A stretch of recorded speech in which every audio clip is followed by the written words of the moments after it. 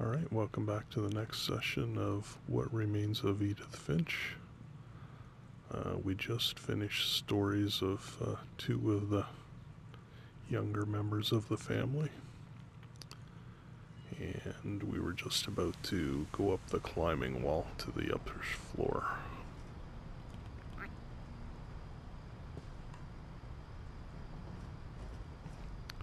Just wait for the light to load. There we go.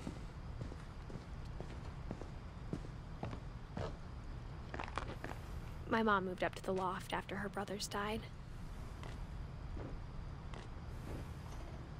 At the time, it was as far away as she could get.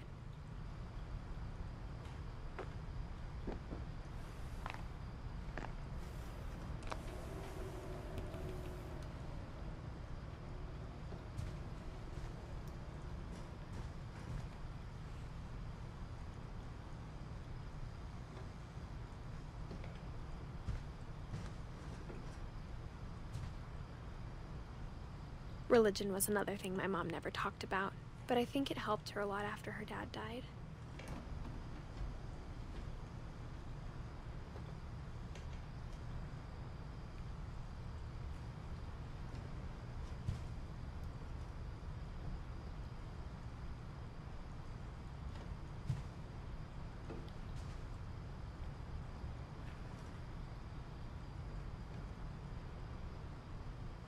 She spent a summer building houses in Calcutta, where she met my dad, Sanjay.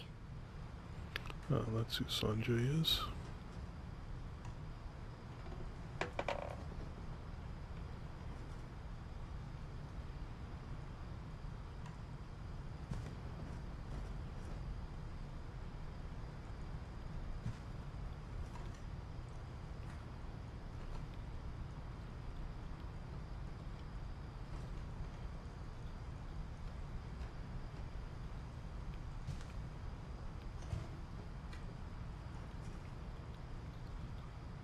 Let's take this first.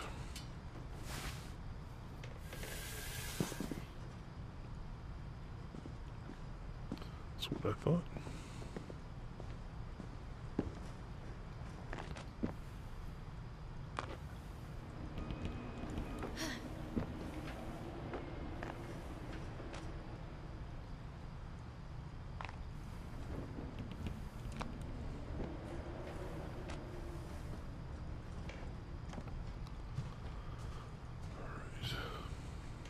My mom moved to India a week after graduation and got a job teaching English. Louis was born a year later.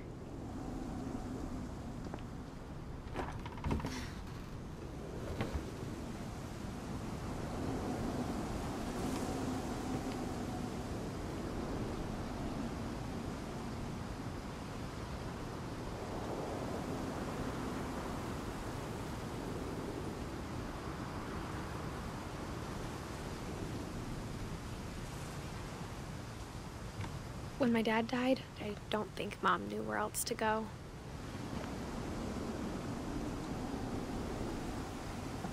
I'm sure Edie was happy to have her back. And to see kids in the house again.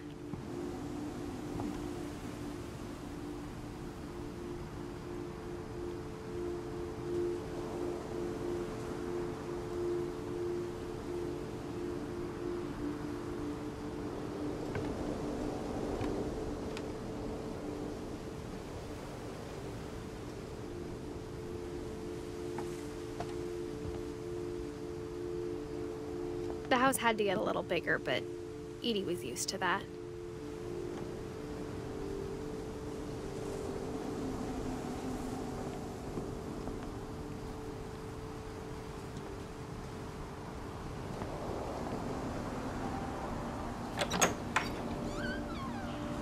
And for a while, things were good, almost normal.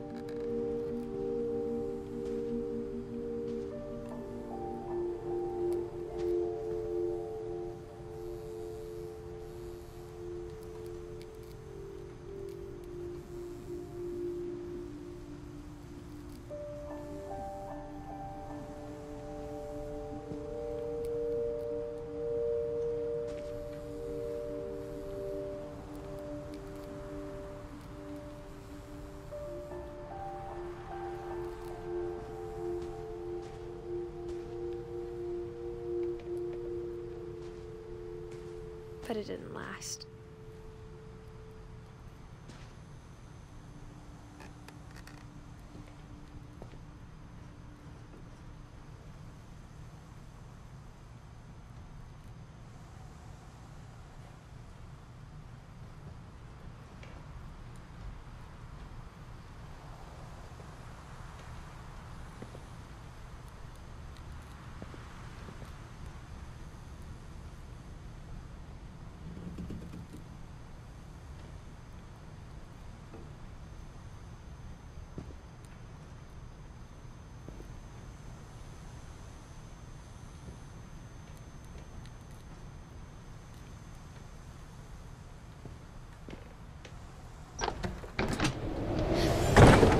The beginning of the end was Milton's 10th birthday, when Edie gave him a castle.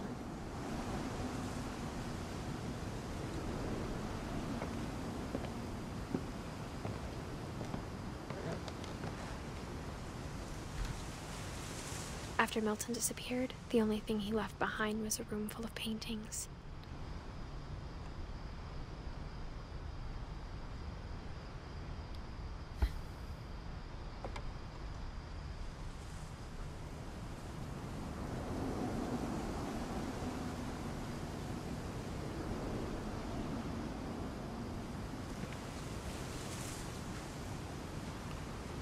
Looks like the same symbol as from the White Swan game.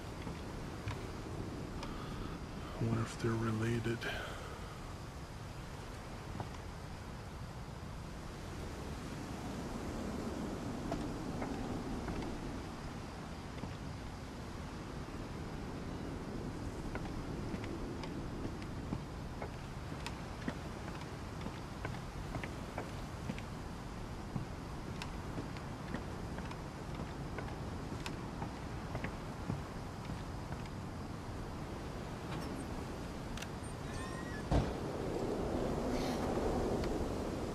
Yep, there's the footprints.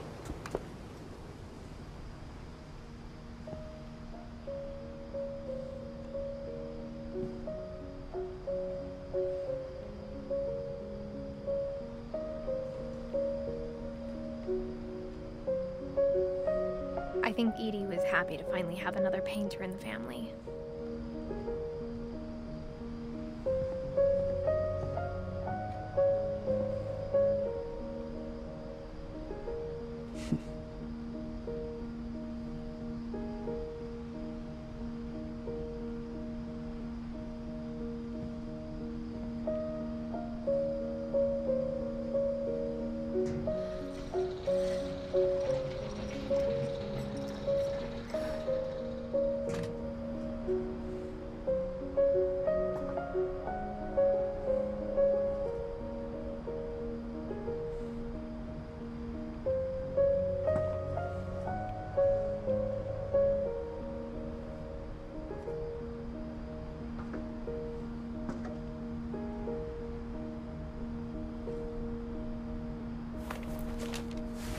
Milton Finch in The Magic Paintbrush.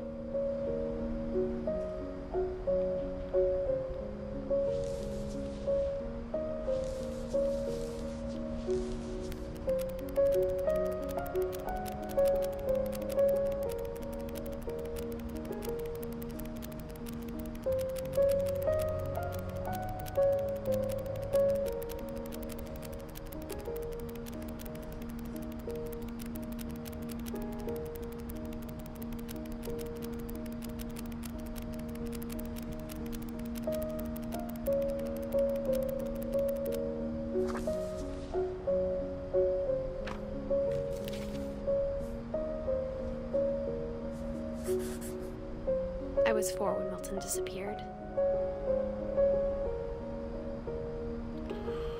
Okay, so we are missing Edie, Dawn, and Lewis.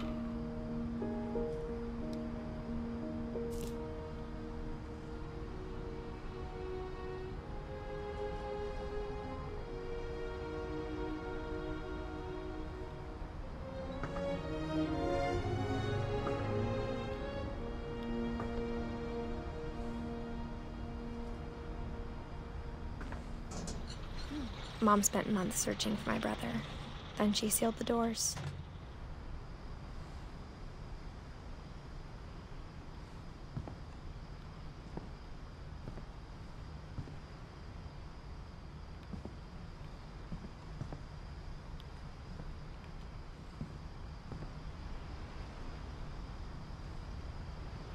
Whatever Milton had found in the house, Mom didn't want it getting out.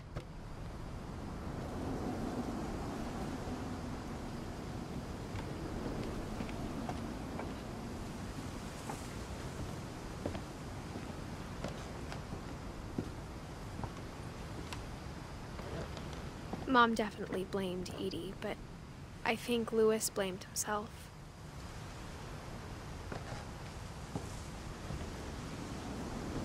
After he graduated, he just spent more and more time in his room, until Mom got him a job at the cannery.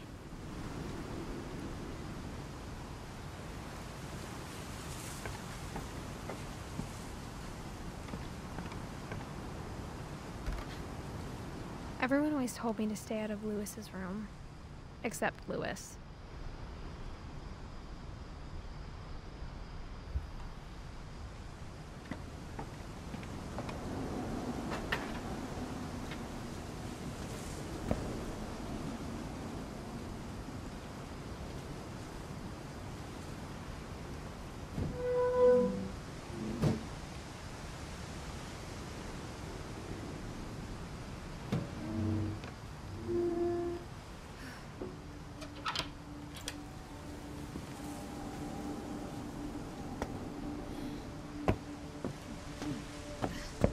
Lewis's room smelled very, very familiar. That part of him lived on.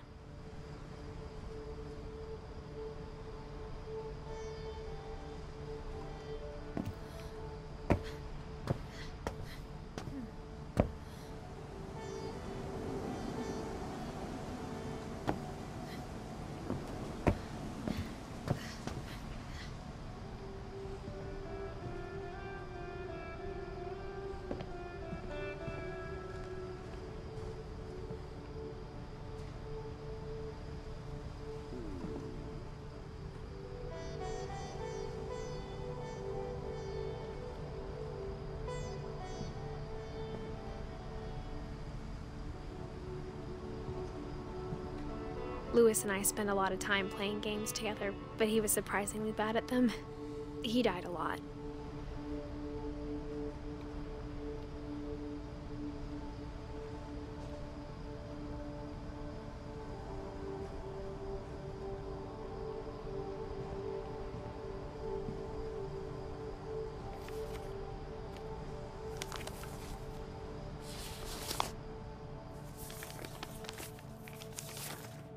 Dear Mrs. Finch, as Lewis's psychiatrist, I can understand your desire for an explanation.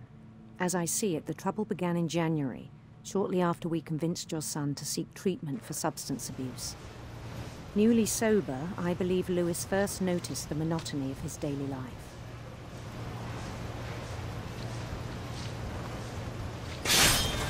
He kept working at the cannery, but he withdrew part of himself. In our sessions, I saw the same behavior. His mind began to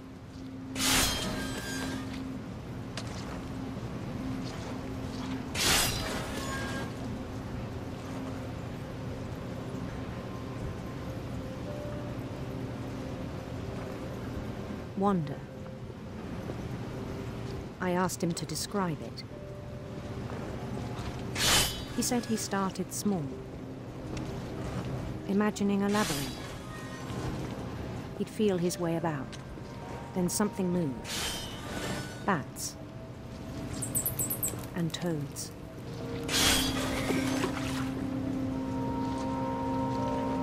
And things that have not names.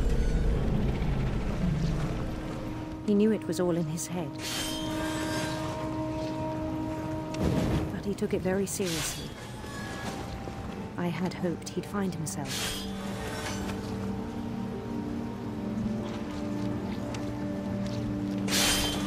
But he found something more.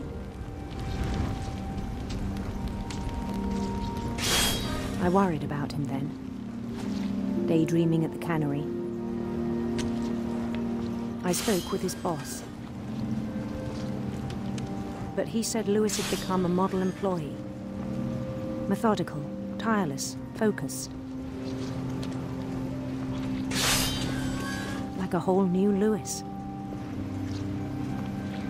So I let him go on.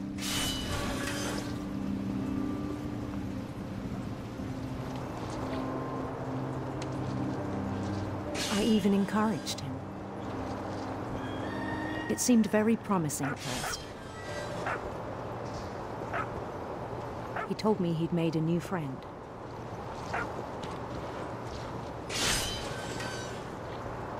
On the edge of a city he named Lewis Topia.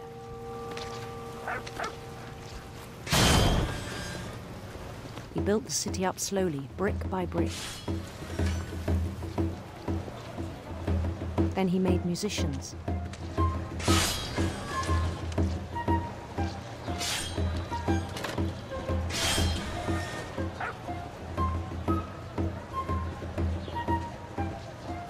And songs for them to play. He talked about starting a band. And he was always humming something. Every day his imagination grew stronger.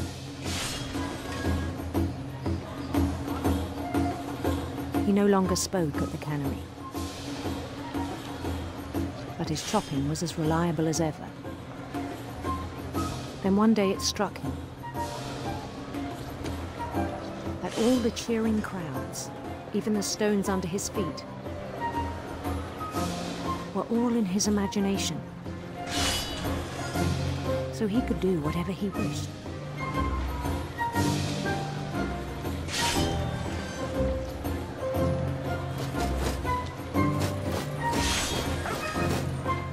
He held an election for mayor.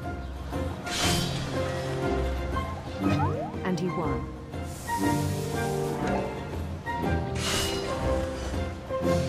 They begged him to stay, but his mind was already wandering. It became a game for him.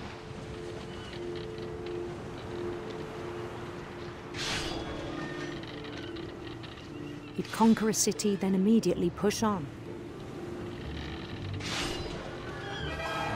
New Louisville.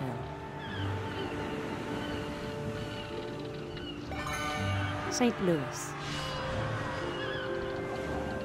He started drifting away from our reality.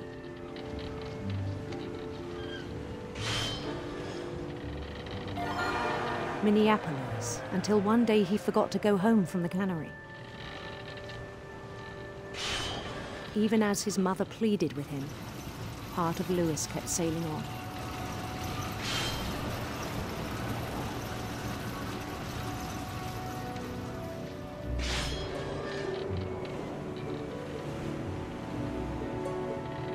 In Lewisburg, he heard rumors of a handsome queen.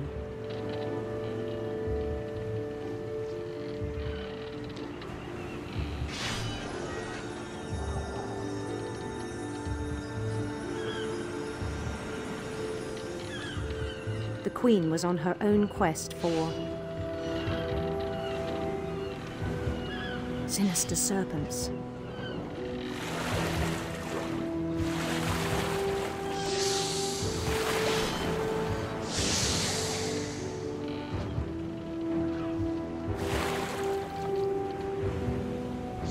He followed the sound of her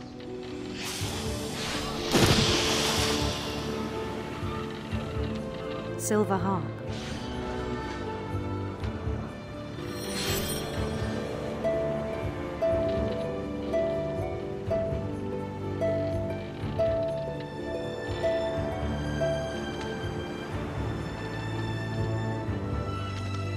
His chase led him to a golden palace east of the sun and west of the moon.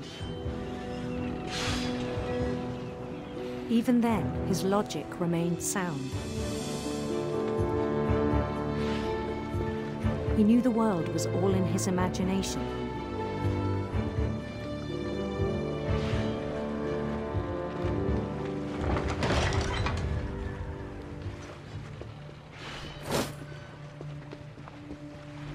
but he was so proud of having created it. In his own eyes, he'd become something greater than a king.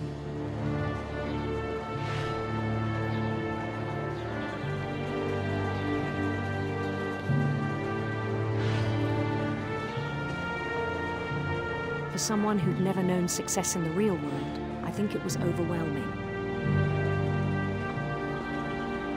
And then it struck him that the real Lewis was not the one chopping salmon, but the one climbing the steps of a golden palace.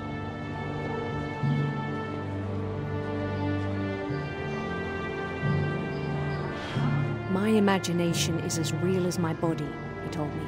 It was hard to argue with him.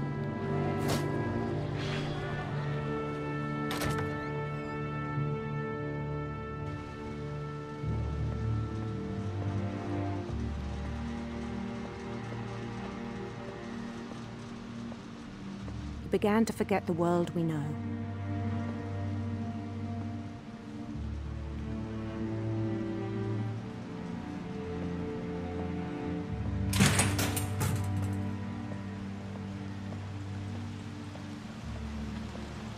I think it pained him to remember Lewis, the cannery worker.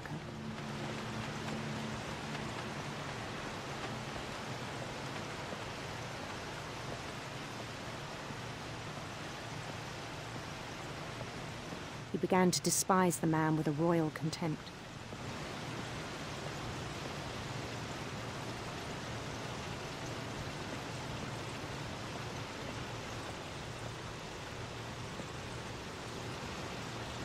I still thought I could save him. Even after he said he was being crowned king over all the lands of wonder.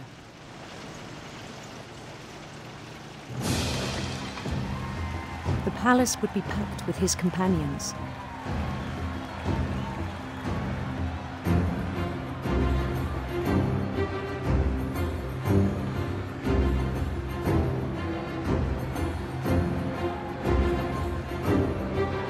Including the wise Calico who'd insisted on inviting him.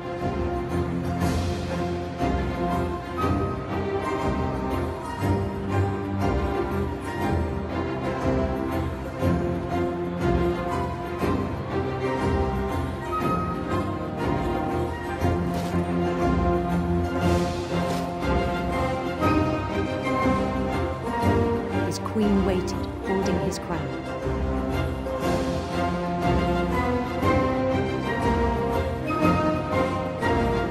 There was only one thing left to do.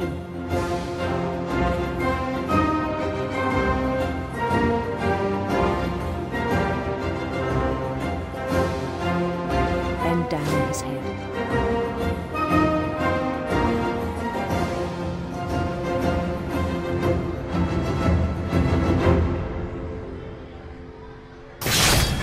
And the rest I think you know.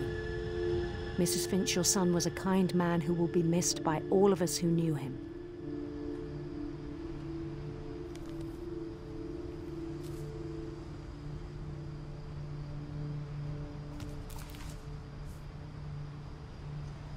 My brother was really cool. I wish you could have met him.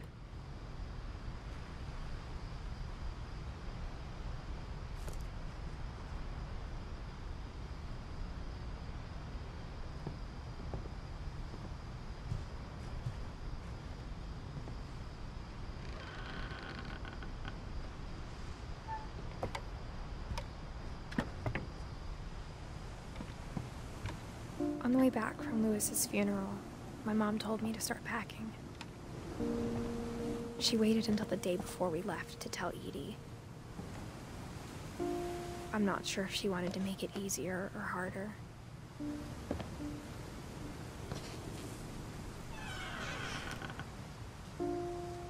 I wish we'd stayed. But I understand why we left.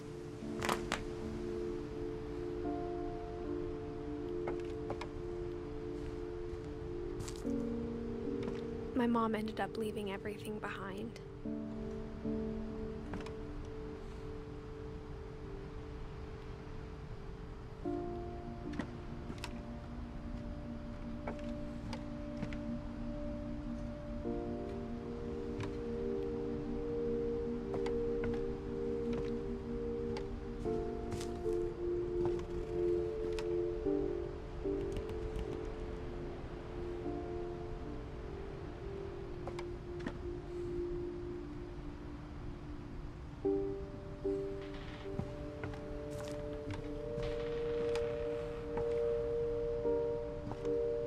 What happened that night had been coming for a long time.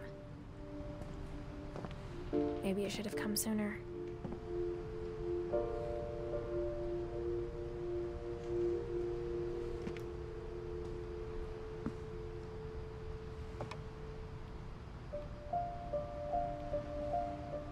But it had to end one way or another.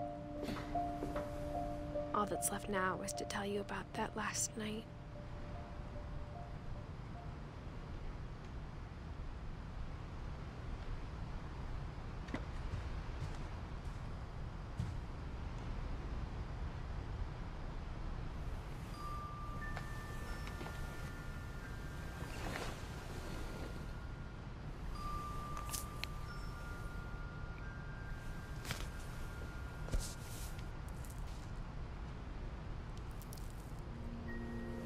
That whole last day, Edie just watched us pack and didn't say a word. Until supper, when she raised her glass and said, "To our final night together, and all our final nights apart." Grandma, you know what I said about alcohol. Some of your medications are very Edith, specific. I left a present for you in the hallway. Why don't you go open it? The grown-ups have to argue now. I'm sorry, you're right. We're all leaving tomorrow. Let's just enjoy our last... I'm not leaving. Edith, you're excused.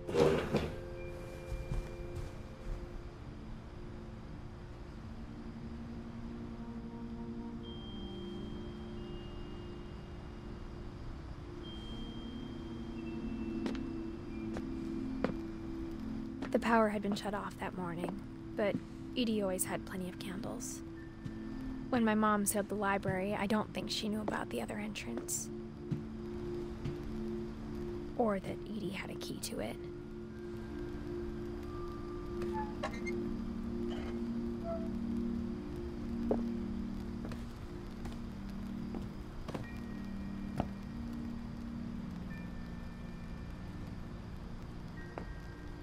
That thing you're afraid of isn't going to end when you leave the house.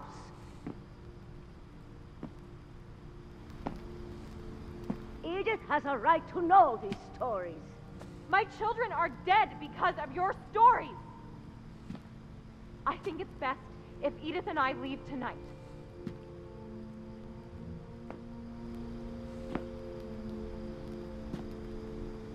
We'll have the nursing home send a van for you in the morning, okay?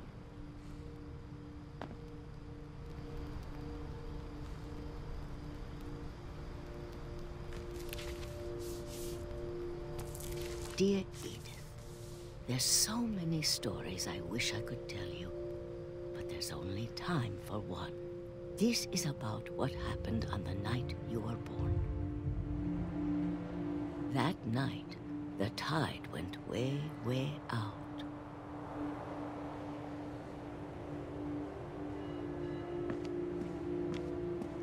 It was the first and last time I ever saw the old house aground. There'd been an earthquake out in the middle of the ocean.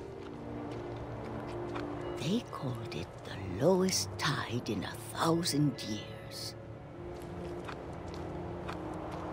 God, it smelled awful. You know, I've seen that house every day of my life.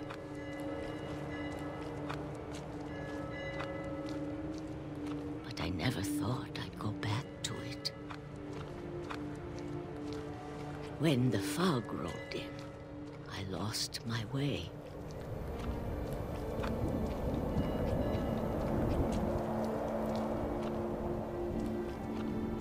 I got turned around.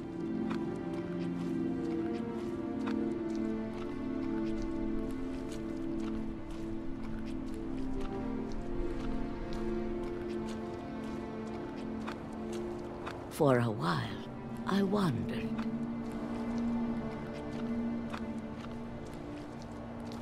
I started seeing things.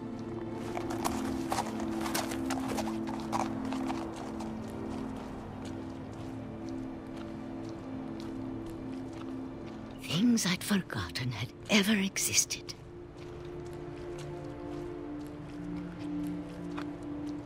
But when saw them, they felt like old friends. That night, a lot of things came back to me. Or maybe I came back to them.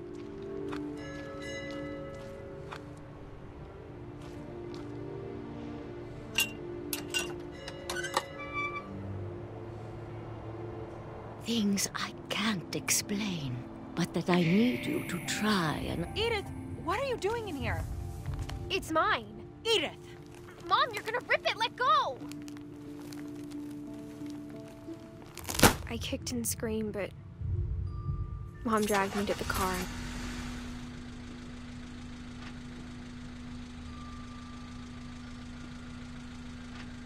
I never saw Great-Grandma Edie again. The next morning, the van came to pick her up, but she was already gone. After that, we moved around a lot.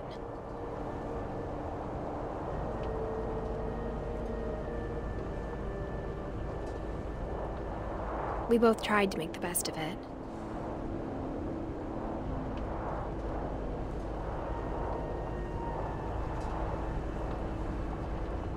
A few years went by.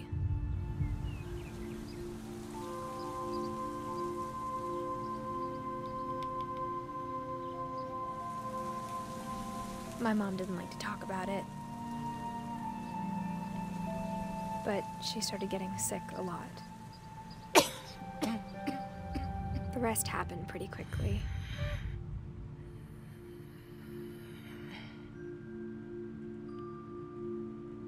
She got better for a while, and then she didn't.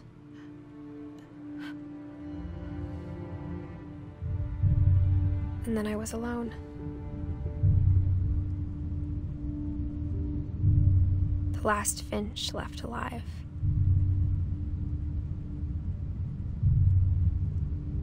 Until I found out about you. I'm still not sure what to tell you about all this. If we lived forever, maybe we'd have time to understand things. But as it is, I think the best we can do is try to open our eyes. And appreciate how strange and brief all of this is.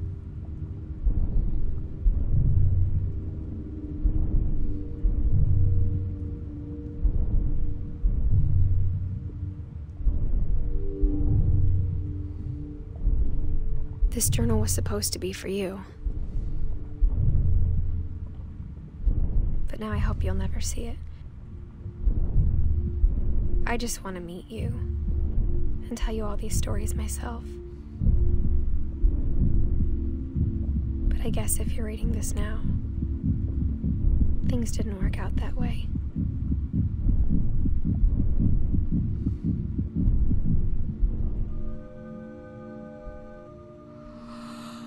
This is where your story begins. I'm sorry I won't be there to see it. It's a lot to ask, but I don't want you to be sad that I'm gone. I want you to be amazed that any of us ever had a chance to be here at all. Good luck.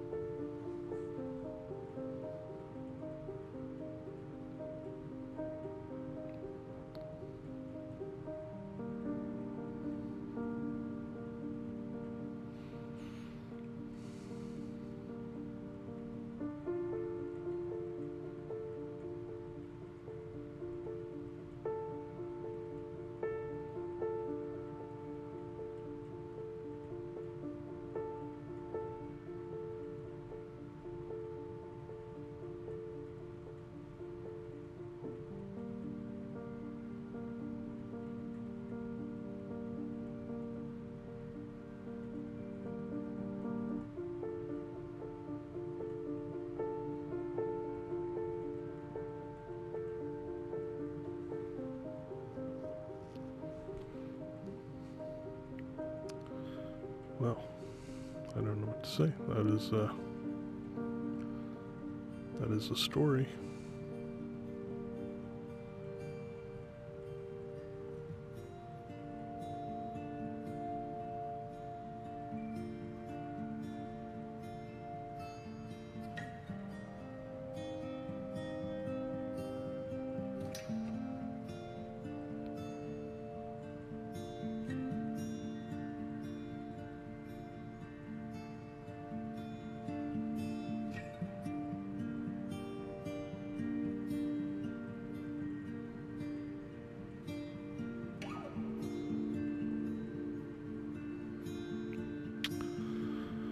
Alright, so that's it for the Let's Play.